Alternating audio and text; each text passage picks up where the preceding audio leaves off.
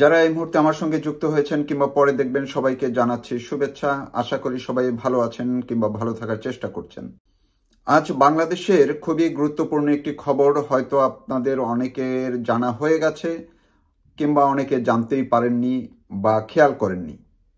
এই যে আমরা দেখছি দু একদিন পরপরই নানান ধরনের মাঠে রাস্তায় বিভিন্ন আন্দোলনের নামে বেশ কিছু মহড়া হয়, বিভিন্ন কিছু চলে, সবার দৃষ্টি সেদিকে চলে যায়। আর এই আড়ালে এই যে ডক্টর মোহাম্মদ ইউনূসের সরকার আসলে ভিতরে ভিতরে যে গত 9 মাসে বাংলাদেশের সার্বভৌমত্বের কি সর্বনাশ কাণ্ড করে ফেলেছে সেটি আমরা অনেকে বিভিন্ন সময় বলার চেষ্টা করেছি।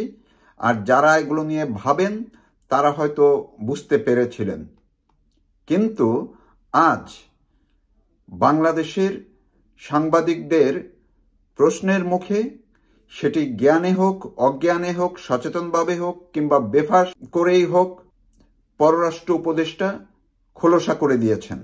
এই যে যারা 5ই আগস্টের আগে কিংবা পরে বাংলাদেশ বিক্রি করার জন্য বা বাংলাদেশ বিক্রি করে দেওয়ার জন্য শেখ হাসিনাকে কিংবা আওয়ামী লীগ সরকারকে দায়ী করে এসছিলেন যে ভারতের কাছে শেখ হাসিনা বাংলাদেশকে বিক্রি করে দিয়েছে, কিংবা কেউ কেউ বলার চেষ্টা করেছিলেন আমেরিকা বা অন্য কারো কাছে বিক্রি করে দিবে। আর শেখ হাসিনা প্রধানমন্ত্রীর দায়িত্বে যতদিন পর্যন্ত ছিলেন ততদিন পর্যন্ত একমাত্র শেখ হাসিনাই বলিষ্ঠ কণ্ঠে বলে আসছিলেন যে আমেরিকা বাংলাদেশের সার্বভৌমত্বর জন্য বড় হুমকি হয়ে আছে, তারা দেশের অংশবিশেষ নিজেদের কবজায় নিতে চায়, আর এই স্বার্থে শেখ হাসিনা রাজি হচ্ছেন না বলেই তাকে হটানোর যত রকম চেষ্টা তদবির কিংবা চক্রান্ত করা হচ্ছে। এই অভিযোগ কিন্তু শেখ হাসিনা নতুন করছিলেন না।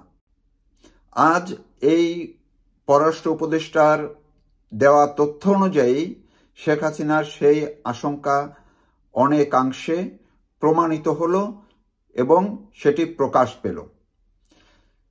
অর্থাৎ ডক্টর মোহাম্মদ ইউনূস যে গত 9 মাসে বিভিন্ন উছিলা বা বিভিন্ন দিকে মানুষের দৃষ্টি আড়াল করে রেখে তিনি যে বাংলাদেশের সীমান্ত মিয়ানমারের কাছে সোপর্দ করে দিয়ে ফেলেছেন সেটি আজ বলে ফেলেছেন। কি বলেছেন আপনারা একটু শুনুন। বিশেষ করে বাংলাদেশের সীমান্তের পরিস্থিতি তো পরিবর্তিত হয়ে গেছে, এটা আমরা অস্বীকার করতে পারবো না।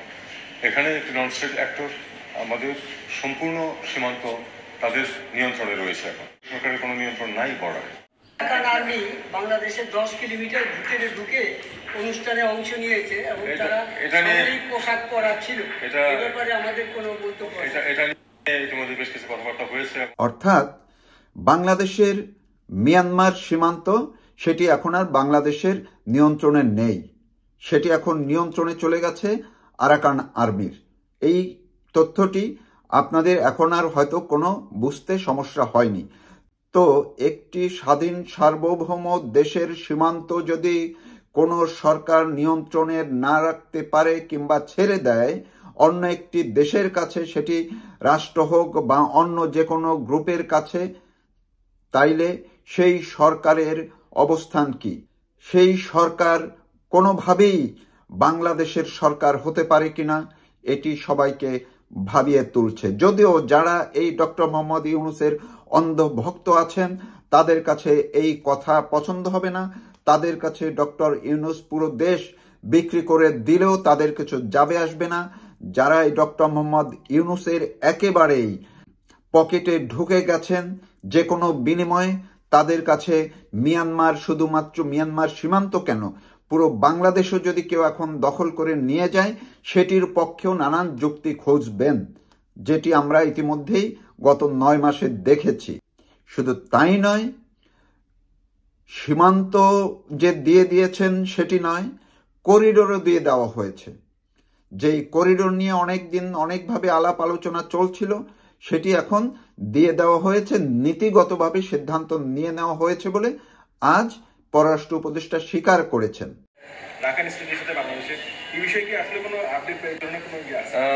আমি এটুকু আপনাদেরকে বলতে পারি, নীতিগতভাবে আমরা এটা সম্মত, কারণ এটা হিউম্যানিটেরিয়ান একটা প্যাসেজ হবে, কিন্তু এটার কিছু আমাদের কিছু শর্তাবলী আছে, সেগুলি আমি ডিটেলস এখন যাচ্ছি না। সেই শর্তাবলী যদি পালিত হয় আমরা এটা অবশ্যই কোঅপারেট করব।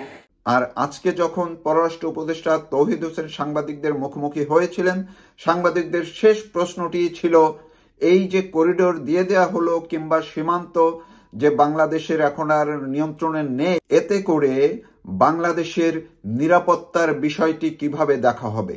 এই প্রশ্নের উত্তর না দিয়েই তৌহিদ হোসেন দ্রুত সাংবাদিকদের সামনে থেকে সটকে পড়লেন।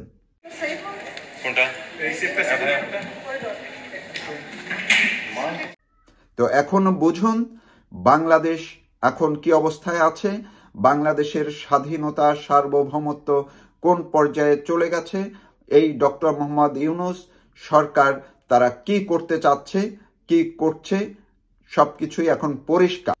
আর এই প্রেক্ষাপটটি যে খুব দ্রুত সময়ের মধ্যেই সম্পন্ন হয়ে যাবে সেটি কিন্তু বোঝা গেছিল যখন জাতিসংঘের মহাসচিবকে বাংলাদেশে আমন্ত্রণ জানিয়ে নিয়ে আসা হয়েছিল।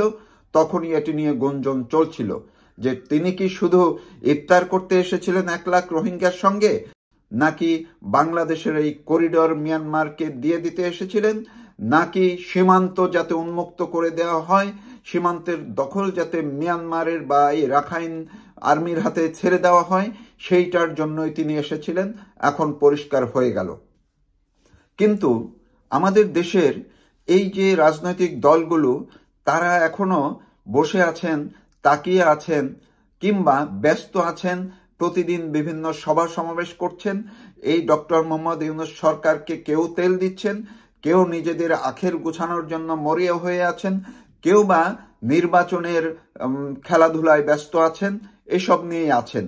এখন প্রশ্ন জাগতেই পারে, যারা এই ডক্টর মোহাম্মদ ইউনূসকে সমর্থন দিয়েছেন কিংবা তার পকেটে ঢুকে গেছেন কিংবা তাকে প্রশ্রয় দিচ্ছেন, তার যে নির্বাচন খেলা কিংবা অন্য সব বিভিন্ন ইস্যুতে সবার দৃষ্টিভঙ্গি অন্যদিকে নিয়ে যাওয়া, সেগুলোকে যে সমর্থন করছেন, আপনারাও কি এই ডক্টর ইউনূসের যে দেশ বিক্রি করে দেওয়ার এই চক্রান্তের অংশীদার হয়ে গেলেন না?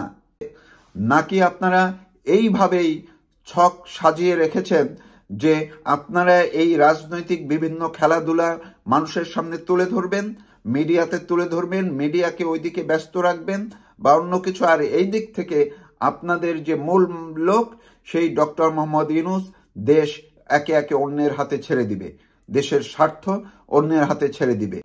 আশা করি সবাই বিষয়টি এখন বুঝতে পারছেন যে শেখ হাসিনা কি দেশ বিক্রি করেছিলেন নাকি করতে চেয়েছেন, না এখন যারা শেখ হাসিনাকে উৎখাত করলেন তারাই 9 মাসের মাথায় বাংলাদেশের রাষ্ট্রের বা ভূখণ্ডের একটি অংশ বেহাত করে দিলেন, অন্যকে দিয়ে দিলেন।